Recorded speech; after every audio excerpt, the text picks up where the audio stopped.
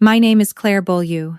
I'm 28 years old. At my father's 30th anniversary gala for the cardiology department at Toronto General, 80 guests, open bar, live jazz trio, my father raised his glass and said, "To excellence, to the Beaulieu legacy in medicine."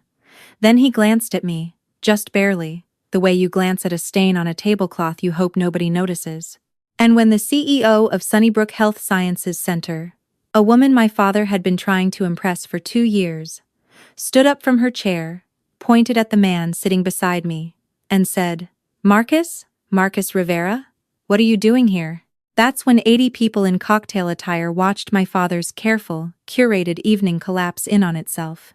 But I'm getting ahead of myself. The Beaulieu family has practiced medicine in Ontario for 3 generations. My grandfather opened a small family clinic in Ottawa in 1961, back when house calls were still common and doctors carried leather bags. My father turned that clinic into a career at Toronto General, eventually becoming head of cardiology. He's published 42 papers. He sits on 3 hospital boards.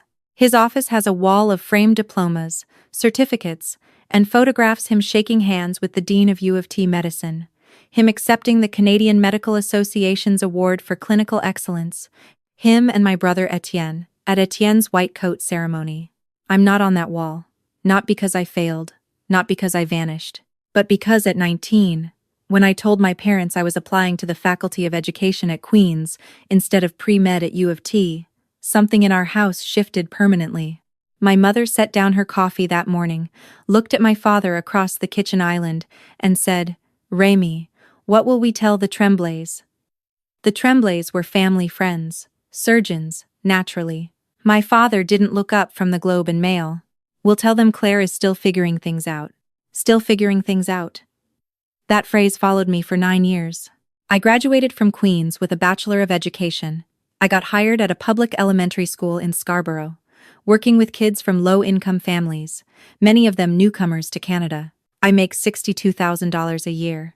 I spend my own money on classroom supplies, markers, notebooks, granola bars for kids who come to school without breakfast.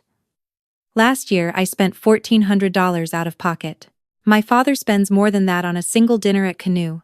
The first Thanksgiving after I started teaching, my uncle Laurent, a dermatologist, asked about the kids at dinner. My father smiled, adjusted the cuffs of his dress shirt, the French cuffs he only wears when company is over, and spent 10 minutes talking about Etienne's surgical residency at Mount Sinai, his cases, his trajectory toward becoming the youngest attending physician in the department. When Uncle Laurent turned to me and asked, "And Claire, how's the school?" my father answered for me.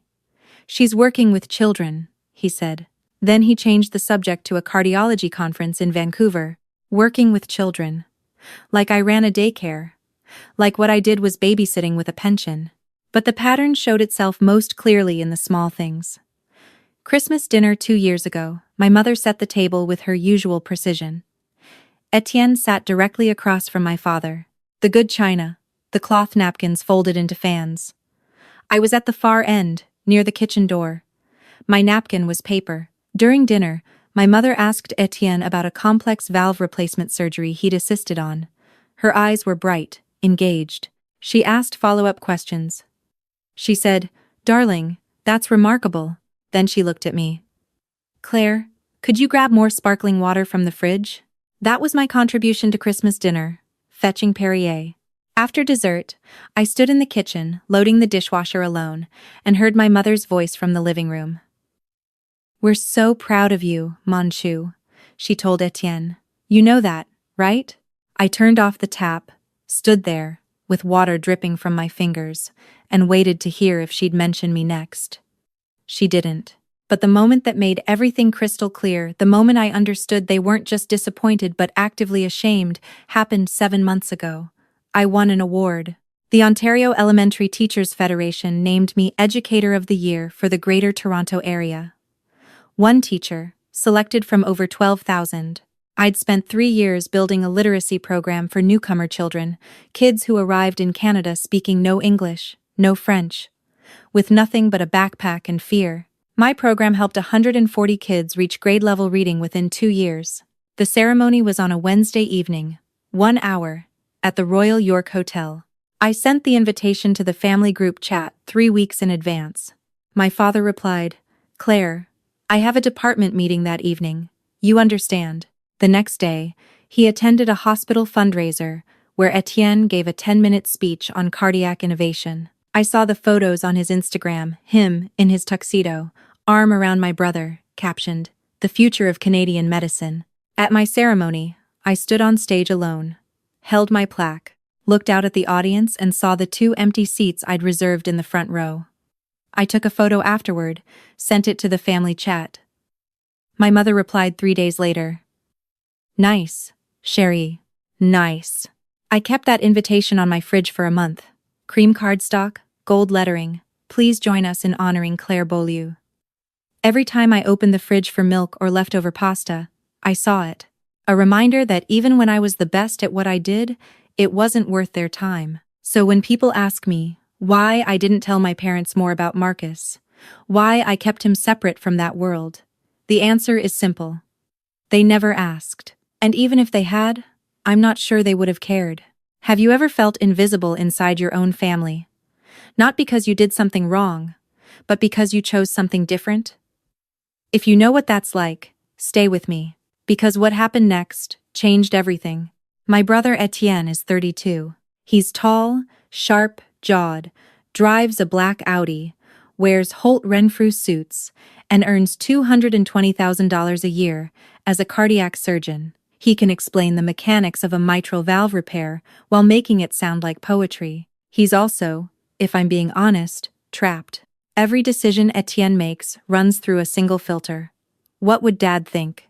I sat with him at a cafe on Queen Street last spring.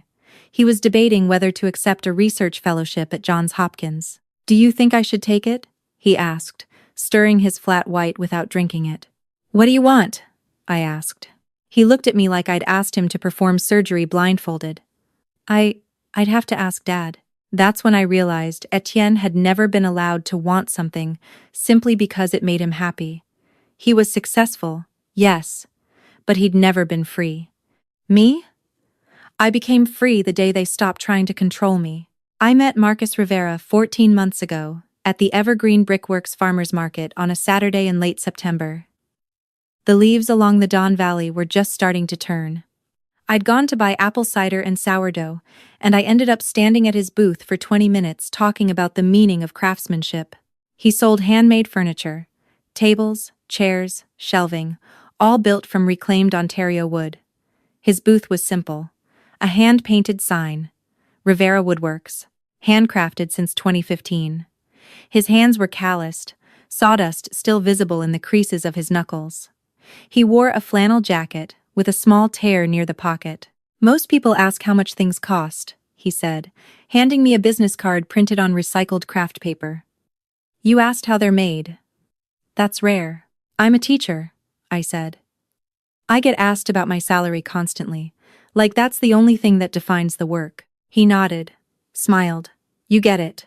We exchanged numbers. Our first date was 2 weeks later at a diner in Leslieville that served pancakes the size of frisbees.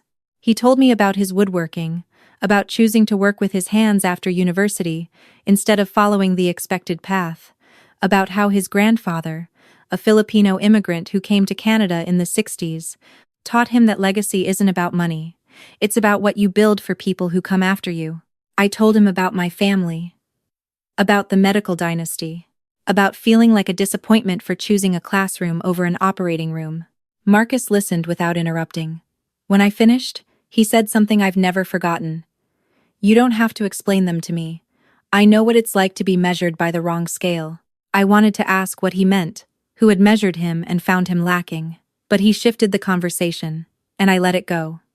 Some people carry quiet weight, and you don't push. Over the next 14 months, I learned things about Marcus that didn't quite match the humble carpenter image my parents had constructed without ever meeting him. Once, I saw a notification on his phone.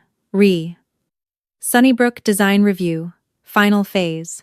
Another time, I noticed architectural drawings spread across his workshop table, not furniture sketches, but building plans, detailed, professional, with engineering annotations. "What's this?" I asked. "Old project," he said, rolling them up. "Nothing exciting." And there was the way he spoke. Not just educated, precise, deliberate, like someone accustomed to rooms where ideas carried real consequences. You ever think about doing something other than woodworking? I asked one evening, sitting on the floor of his workshop in the Junction, surrounded by the smell of cedar. Every day, he said quietly. But this is what feeds my soul. I didn't push. Because here's the truth. I didn't care if Marcus had secrets. I cared that he saw me. That when I told him about the kid in my class who finally read his first full sentence in English after 8 months of work, Marcus listened like it was the most important thing he'd heard all week. My parents never once asked about him beyond the basics. "You're still seeing that carpenter?" my mother said over the phone in January. "His name is Marcus." "Right, Marcus. Is it serious?" "It's been over a year, Maman." Silence. Then, "Well, you know best, I suppose." My father was worse. At a family dinner in February, he asked, "What does this Marcus person actually do?" "He builds furniture. Custom woodwork." My father raised his eyebrows. "And that's financially sustainable?" "He manages." "I see." He sipped his Bordeaux. Conversation over. They never asked where his workshop was, what he'd studied, whether he had family here, whether he made me happy. They saw a carpenter and rendered their verdict. Not good enough for a BU. The invitation to my father's 30th anniversary gala arrived 6 weeks before the event. Thick cardstock, embossed with the hospital crest. My mother had handwritten a note. "Please come. Bring Marcus if you must." If you must. The family group chat told the rest. Maman. "Claire, remind Marcus about dress code. Black tie. Papa. Black tie. No exceptions. No hello. No how are you. Just rules." 10 days before the gala, I stopped by my parents' house in Forest Hill to return a casserole dish. My mother was upstairs. I waited in the hallway. And that's when I heard her voice drifting from the study. Door half open. Phone pressed to her ear.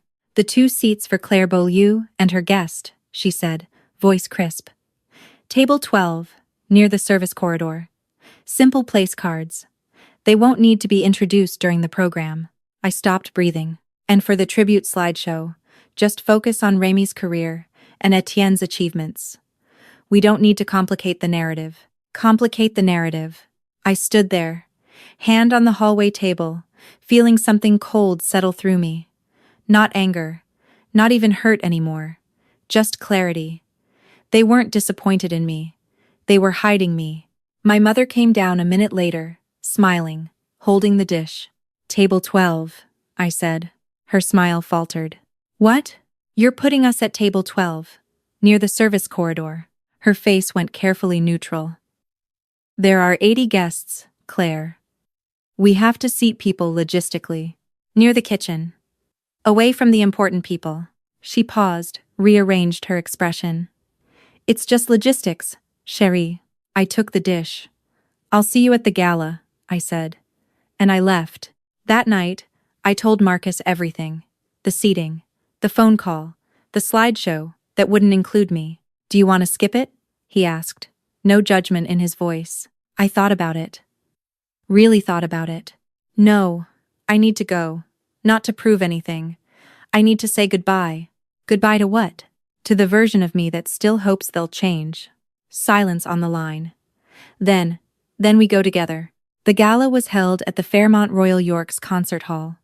Crystal chandeliers, string quartet, 8-foot ice sculpture of a human heart my father's touch.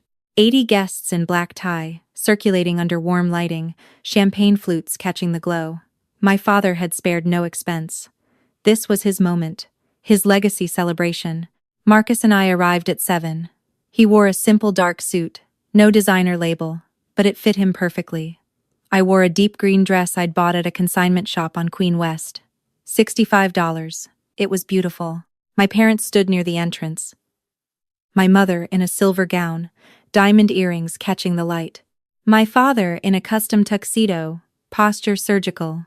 When they saw us, my mother's smile tightened. "Oh, you made it. Not, I'm glad you're here. Not, you look lovely. Just you made it." She looked at Marcus. "And Marcus, correct?" She said his name like she was reading it off a clipboard. Yes, ma'am, Marcus said, extending his hand. She shook it without meeting his eyes. My father gave us a single nod, one dip of his chin, then turned to greet the couple behind us with genuine warmth.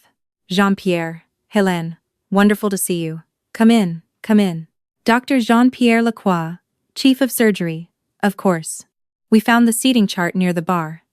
Calligraphy on a gold-framed board. Table 1. Dr. Remy Beaulieu, Judge Monique Beaulieu, Dr. Etienne Beaulieu, Dr. Jean-Pierre Lacroix, Dr. Patricia Okafor, the CEO of Sunnybrook and her husband. Tables 2 through 8. Surgeons, department heads, hospital donors. Table 12.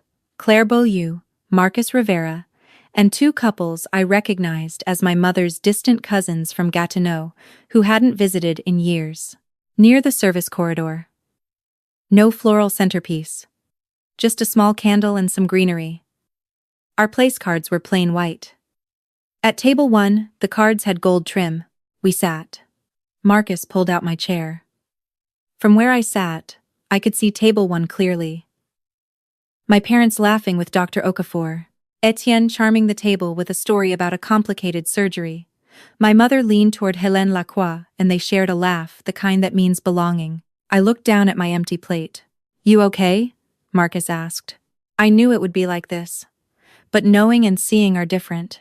He reached under the table and took my hand. Near table 6, 2 men in suits, hospital administrators, judging by their name tags, stood with their champagne. One glanced toward us, leaned in. That's the daughter. The other one. There's another one? Teacher. Scarborough. I think. Dating some handyman. A pause. A low chuckle. Well, every family's got one, right? They turned away. Marcus's hand tightened on mine. He'd heard every word. Ignore them, I whispered. I've had practice. The lights dimmed. The jazz trio finished. A man in a tuxedo, the MC, stepped to the microphone near table 1. Good evening, everyone. Please take your seats. 80 people settled. The room quieted. And that's when I noticed it. Dr. Patricia Okafor, seated at table 1, glanced across the room. Her gaze swept past tables 2, 5, 8, and stopped at table 12, at Marcus. Her brow furrowed. She tilted her head, murmured something to her husband, then looked again. 3 times in the next 2 minutes. Do you know her? I whispered. We've met, Marcus said. His voice was quiet but careful. When? A while ago. Before I could ask more, the MC began the program. Please welcome our guest of honor, Dr. Remy Beaulieu, celebrating 30 years of excellence in cardiology at Toronto General. Applause. My father stood, waving graciously. Dr. Beaulieu has published 42 peer-reviewed papers, served on 3 hospital boards, and mentored dozens of young physicians. Beside him tonight, his wife, the Honorable Judge Monique Beaulieu of the Ontario Superior Court. More applause. And their son, Dr. Etienne Beaulieu, following brilliantly in his father's footsteps as one of the youngest cardiac surgeons at Mount Sinai. Standing ovation for Etienne. The MC wrapped up. What a remarkable family of achievement. Family. But he hadn't mentioned me. Not a word. My father stood, adjusted his cufflinks, picked up his champagne. 80 people turned to listen. First, he began. I want to thank every one of you for being here tonight. 30 years. When I started in that cramped office at Toronto General, I couldn't have imagined standing here before such accomplished colleagues and friends. He paused. Let the silence settle. If you'd asked me 30 years ago what I hoped for my children, I would have said, I hope they understand what it means to build something that matters, to honor a legacy, to contribute to something greater than themselves. He looked at Etienne, his voice softening. Etienne has always understood that. From the day he chose medical school to the day he scrubbed into his first surgery, watching him carry this family's mission forward has been the greatest privilege of my career. People murmured. Someone said, Here, here. My father smiled. To our brilliant son, our legacy, our pride. Glasses raised. Then his eyes found me. I should also acknowledge, he said slowly, that every family takes different shapes. Every child finds their own direction. The room shifted. People sensed the change in tone. My daughter Claire, he continued, gesturing vaguely toward table 12, chose a different direction. She teaches elementary school. A noble calling, certainly. A pause. Just long enough for the word noble to hang in the air like a consolation prize. She works with children. I'm sure she finds it very rewarding. Another pause. Someone coughed. And Claire is in a relationship. His tone shifted, almost amused now. With a carpenter, if I'm not mistaken. A few polite, uncomfortable chuckles. So, Claire. He looked directly at me. Still happy building birdhouses with your handyman? The question landed like a blade. 80 people turned to stare at me. I didn't move, didn't flinch. Kept my fork in my hand, my face perfectly still. My father didn't wait for an answer. He turned back to the room, raising his glass higher. I've learned, he said, voice smooth again, that some paths lead to excellence. A pause. And some paths lead to personal fulfillment. He smiled at me, the kind of smile designed to look kind but dripping with pity. Tonight, we celebrate excellence. To the Beaulieu legacy. 80 glasses rose, 80 people toasted. Etienne's face was red, not pride, but shame. But my parents looked satisfied. The room applauded. And I sat at table 12, staring at my untouched Arctic char, feeling 80 pairs of eyes. One tear formed. I blinked it away. We can leave, Marcus whispered. No, Claire. I'm fine. I wasn't fine. But I cut a piece of fish, chewed, swallowed. Then Marcus set down his napkin and stood. Table 11 went quiet first. Then 10. A ripple of silence spreading outward as the man at table 12, the carpenter in the simple suit, rose to his feet. My father looked over, frowning. Is there a problem? Marcus didn't answer. He just stood there, calm and steady. And then Dr. Patricia Okafor's face went white. She stood slowly, stared at Marcus like the floor had opened beneath her. Marcus Rivera, she said, her voice carried across the silent room. I didn't realize you were here. She stepped away from table 1, walked toward us. Every eye followed. My father straightened. Patricia, is everything all right? She ignored him. Marcus Rivera, she said again, stopping 3 feet from our table. Does the board know you're out at events? I thought you were in Vancouver, finishing the Harborfront project. Marcus gave a polite nod. Dr. Okafor, good to see you. My mother stood now. Patricia, you know this man? Dr. Okafor turned slowly. Her expression wasn't warm. Know him? Monique, this is Marcus Rivera, principal architect at Rivera and Associates. He designed our new Sunnybrook Center for Integrated Health, the $240 million facility your husband has been lobbying to get his department into for the past 2 years. Silence. My father blinked. He what? Rivera and Associates, Dr. Okafor repeated, her voice taking on the tone people use when explaining something to a first-year resident. One of the most respected architecture firms in the country. They designed the new wing at Sick Kids, the Indigenous Health Center in Thunder Bay, the McMaster Research Pavilion. Someone at table 5 gasped. Dr. Okafor continued. Marcus and I have worked together for 4 years. He turned down contracts in Dubai, Singapore, and New York last year alone, because he wanted to focus on Canadian public health infrastructure. She looked at Marcus. He believes hospitals should be designed around the people who actually deliver care: nurses, teachers who visit sick children, community workers, not around the doctors who want corner offices. She glanced at my father. Interesting perspective, don't you think? A woman at table 3 spoke up. Rivera and Associates, they're the firm that funded the scholarship program for teachers working in underserved communities, aren't they? Marcus said nothing. Dr. Okafor nodded. Among other things. Last quarter, Marcus committed $8 million through the Rivera Foundation to expand that program across Ontario. He believes teachers are the foundation of every functioning society. She looked at me. It seems he recognizes value where others don't. The room was so quiet I could hear the ice sculpture dripping. My father finally spoke. Marcus, we had no idea. Marcus looked at him. Calm, unflinching. With respect, Dr. Beaulieu, he said quietly, I was never asked. In 14 months, nobody in this family asked what I did beyond making furniture. You saw sawdust on my hands and decided that was the whole story. He paused. That says more about how you measure people than it does about me. Nobody moved. Dr. Okafor spoke again, sharper now. Remy, do you know what Marcus told me last month? I offered him a seat on Sunnybrook's board of directors. Do you know what he said? My father shook his head. He said no. He told me he'd rather spend his time designing a community health center for a town in northern Ontario that lost its only clinic. Pro bono. She let that land. The man has turned down more prestigious positions than most people in this room will ever be offered. Her expression hardened. And you, in front of 80 colleagues, just humiliated your own daughter for dating him. My mother's hand went to her mouth.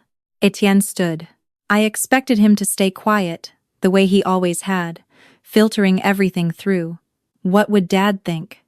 But he didn't. Steph Claire, he said, voice raw. I should have said something years ago. Not tonight. Years ago. I'm sorry. It was the first time my brother had ever stood against our parents publicly. I saw my father's face register the betrayal, and then something worse. The realization that he'd lost the room. Marcus stepped forward and addressed the 80 guests. I didn't come here to make a scene, he said. His voice was calm, but it reached every corner. I came because Claire asked me to. Because she's loyal. Even to people who don't see her worth. He turned to my parents. You spent 14 months measuring me without asking a single question. You decided I wasn't good enough based on my truck and my work boots. That's your loss. But what you did to Claire, dismissing her career, her choices, her value, that's something I can't stay quiet about. He looked at the room. She spends her own money on breakfast for kids who come to school hungry. She built a literacy program that changed 140 lives. She works 10-hour days and comes home exhausted, and still finds energy to care about people who need her. He looked at my father. And you reduced all of that to personal fulfillment, like it was a participation ribbon. The silence stretched. My mother spoke, voice trembling. Claire, we didn't. Yes, you did, I said. It was the first time I'd spoken since the toast. Everyone turned. I stood slowly. My legs shook, but I stood. You meant every word. You've been saying it for 9 years. Maybe not always out loud, but in every choice you made. Every time you seated me at the far end. Every time you forgot to ask about my work. Every time you introduced Etienne and then paused like you were deciding whether to mention me at all. My mother's tears started. I'm not angry, I said. And I meant it. I'm just done. Done, hoping you'll see me. Done, making myself smaller so you feel comfortable. I looked at Marcus. He nodded. We're leaving. We walked out. 80 people watched. Nobody stopped us. 4 days later, Etienne called. Claire. His voice sounded hollowed out, like he hadn't slept. What happened? Dr. Okafor withdrew Sunnybrook's invitation for Dad to lead the cardiology unit in the new building. She said she can't trust a physician who lacks basic respect for the people around him. I closed my eyes, and 2 of his major donors pulled their funding. The hospital's annual fundraiser, they were the lead sponsors. Gone. About 1.8 million. I didn't ask for this. I know. But it's happening. Because what he did was wrong and 80 people saw it. What about Mayman? 2 judges she sits with on the bench have been distant. She got removed from the panel for the Ontario Women in Law Conference next month. And Philip Chen, you know, the senior partner at Osler, he told Dad privately that he's reconsidering referring clients to anyone associated with our family. I didn't know what to say. Claire, Etienne said softly. I should have stood up for you a long time ago. Not just at the gala. Every Thanksgiving. Every Christmas. Every time Dad made that face, when someone asked about you. I saw it. And I said nothing, because it was easier. I heard the truth in his voice. What do you want me to do? I asked. Let them try. Let them apologize. Do they want to apologize because they hurt me, or because they're losing everything? Silence. Both, he said honestly. I can't separate the two. But I think the hurt is real, Claire. Dad sits in his study every night staring at that wall of photos. Maman cries in the bathroom. And you want me to feel sorry for them? No. I want you to give them one chance. One. I thought about it. About whether people who'd spent 9 years erasing me deserved a chance. If they want to talk, I said, they can call me. But I'm not going to perform forgiveness to make their lives easier. 2 days later, my mother called. Claire, can you come to the house? Your father and I need to speak with you. About what? About everything. About what happened. About who we've been. I paused. Do you want to talk because you understand what you did, or because you're facing consequences? 10 seconds of silence. Both, she said. I won't lie. We're facing consequences. But your father and I have been talking, really talking, for the first time in years, and we know we failed you. You think? I know this doesn't fix anything, but please, let us try. I looked at Marcus, who sat across from me at my kitchen table. He raised his eyebrows.